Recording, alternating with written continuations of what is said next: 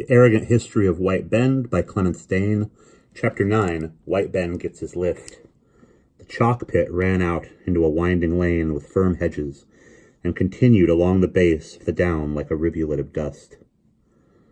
They tramped along in silence till they came to a crossroads. "Which way?" said Illico, pausing. "The crows fly west," said Ben. "There are 3 rookeries hereabouts," affirmed Illico. "The nearest would be the Sweatest place. You know Sweat, the MP. Let us go at once and burn it." "My dear man, not in broad daylight. This is a revolution, not birds nesting. Besides, we need munitions, as you said yourself, a car and matches. And so, my dear man—" "Scarecrow," corrected Ben, for the other's mannerism irritated him. Yes, I know. Very funny, very apt. But keep it for the publicity department when we get that far. What I mean is, we've got to be practical. You'd better listen. I'm hired to be practical. Oh, you'll find me invaluable. A male Genioleron, but—" His high, quick voice broke in petulance. "We shall be staying with your Lady Ponce. There's a social side to revolution, and how can I give these boots out to be cleaned? Look." He stood still, supporting himself on Ben's unwilling arm, turned up his foot. The center of the sole was shredded quite away, and through it the flesh showed, scratched and filthy. Ben licked his lips and shivered. "It looks as if something had pecked at it," he said. "Ah, and that's what it feels like. And have you noticed my coat and trousers?" Illico eyed Ben sideways. "Any ready cash, or can you borrow from that Pont woman? No, I suppose you're saving her up. She'll lend you hundreds, but not a £10 note. Besides, you shan't turn up at her place without me. And I can't turn up like this. Difficult, isn't it? What I'd love to do, you know, is to head for London. I've got a suitcase in one of my hangouts, unless she's pawned it, and I don't think she would have. She's fond of me.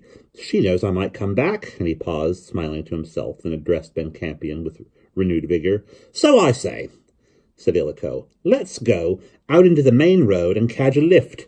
Secession Day, you know. People will be getting out their cars and going up to celebrate. No more petrol hoarding. They'll be full of brotherly love. We'll get into town and wash and brush up." "No," said Ben. "I've got to have clothes, I tell you." "First, we go to the rookery. Some cars will be going south as well as north. We get our lift, we do our work, then London." "Well, as you like, but I don't approve." "You need not come," said Ben, his eyes on the fields. "Oh, I'm coming. You're too good to lose. I have a hunch about you, but I wish you'd had my job these 3 years. You know nothing about tactics. God, my feet." But Ben gave him no more sympathy, and they hobbled in silence for another 20 minutes along the turns of the Pilgrim's Way, until they broke from it at last onto a secondary road, shaded on the one side by heavy barriers of trees overhanging the brick walls. On the other side, the meadows stretched flat behind hedges, which were high and untrimmed, with here and there a sag of collapsed fencing and brambles. Owner at the war," said Illico, and then, "I'm done. I can't go any farther." "We will wait till a car passes." Ben paused. "Sit there," and he nodded at the milestone.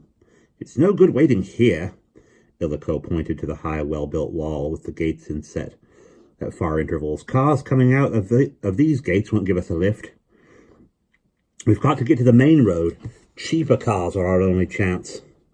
And women drivers. Look! See that Buick coming around the bend? Now you watch." And Illico swept out into the roadway, his pose humble and expectant, and jerked a thumb Londonward. The great black car came on, driving at him till he was forced back into the ditch, streaked past and disappeared round the next bend. Illico turned with a laugh. "Ha! Did you see that? Now that car was empty, and that chauffeur saw us. But did he give us a look? Not him. It makes me wild. If he'd shake his head, it would be recognition at least. But we're dirt, you see. We're dirt. Here's another. Let me try." Ben stepped forward, but again the car swept past him. Another followed, and this time he had to jump back to avoid it. He shook with rage as he turned back to Illico. "They had room!" screamed Ben. "Of course they had room," Illico laughed at him. "I will not have laughter. This is opposition. I am lame. You are footsore, and there were empty seats. Are we men or cattle? Did you see the two men in the last car? They knew well what we wanted, but they looked at me with impudence, as if they would have perched on my hands. Yes, and they had black hair. They had beak noses. Oh, come, they can't. Oh, come, that they can't help. But did you see the cigars and the pouches? And anyway, why should you be angry? I fought for them, not you. It was my duty as an Englishman to keep them alive. They are my neighbours, and I love them as myself. But this," he gestured toward the cloud of dust settling in the distance, "this is how my neighbour loves me." Then comes another. Throughout the conversations, Ben's eyes had been fixed on the westerly bend of the road, and he would have stepped forward again had not Illico caught him by the arm. "Don't try it. Don't humble yourself. The big cars won't stop for us. I know them, I tell you. They're my own class. Can't you hear them in Kensington? In my voice? I tell you, my class has no stake in the country. The poor can't leave their homes, and the old families don't want to. But these middlemen, what's England to them? Just a Tom Tiddler's ground. They pick up the money and off they fly with it." Ben's eyes glowed. You and I will stop them. You shall tell me what I have to know. I can learn anything. You said that you learned to fight." "I learnt," said Illico. "That is why I chose you. Now tell me, how would you stop a car full of enemies, and you without guns, without bombs, with nothing in your hand? How would you stop it here in the road now?" Illico clutched his arm. "Do you mean it?" "I mean it. We need a car. They will not stop." "You know what it means if we are caught." "You cannot be caught. You are with me. Show me how to stop them." "You mean now?" "I have told you now. Why do you ask twice?" All right then. There's a gate along here. Come on," said Illico, shivering no longer once he had taken the plunge. Hurried Ben masterfully along with him, half wondering at such acquiescence. But Ben, his orders given, was docile. Arthur Latimer, who was to sacrifice his life and honor to him, always insisted that the secret of Ben's hold on his chosen was that very docility. "Campion," he said in one of his letters, "gives you the same velvet confidence which a horse does when he drops his muzzle into your hand. He wouldn't choose you unless he knew you could do the job, and so he will even obey you. But when he takes command again, it's quicker and safer to do exactly what he says, and without argument. White Ben can't be argued with because he's an idealist. It took Illico a long time to learn that. Illico knows nothing about ideals," finishes Arthur Latimer, who was always jealous of Illico and his efficiency. Illico's efficiency carried them along to an iron gate, over which a to-let board swung. Within, the drive curved away through the neglected grounds to a house smothered in trees. Illico released the catch with a bit of rabbit wire, then hustled Ben inside and closed the gate behind them as noiselessly as he had opened it. Turning right, he dived at once into the shelter of the woodland which ran along behind the wall. It had once been a real wood, and was now a remnant with which lady gardeners had experimented. An artificial stream ran athwart it, and piteous garden flowers heaved up through the matted carpet of last year's leaves. This year's weeds, dust, snail tracks, ivy, and decay, felled trees lay among their lopped-off boughs.